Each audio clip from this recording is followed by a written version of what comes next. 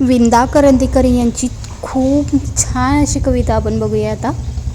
देणाऱ्याने देत जावे, घेणाऱ्याने घेत जावे, घेता घेता एक दिवस देणाऱ्याचे हात घ्यावे. हिरव्या पिवळ्या माळ्यावरून, सह्याद्रीच्या कड्यावरून, वेड्या पिशा ढगातून घेणाऱ्याने घेत जावे. निळ्या निळ्या सागरातून, निळ्या निळ्या अंबरातून, चांदण्यांच्या टिप्परातून घेणाऱ्याने घेत जावे. रक्तामधल्या प्रीतीतून, कष्टामधल्या मातीतून घेणाऱ्याने घेत जावे. घेता घेता एक दिवस देणाऱ्याचे हात घ्यावे.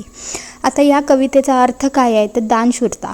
निसर्ग आपल्याला भरभरून देतो, आपण ते घेत राहिले पाहिजे, पण फक्त स्वार्थासाठी नाही. परिवर्तन यातून काय करायचं आहे तर माणसाने घेता घेता एक दिवस इतकं समर्थ व्हावं की त्याने स्वतः देणारा बनावं. देणाऱ्याचे हात घेणे म्हणजे त्याची वृत्ती आत्मसात करणे. आता त्यातून मानवता आपल्याला दाखवायची. कष्टातून आणि प्रेमातून जे काही चांगलं मिळतं ते जगाला परत देण्याची भावना यात व्यक्त केली आहे. चला तर श्री स्वामी समर्थ. नमस्कार. तर भेटू आपण पुढच्या छान अशा कवितेत.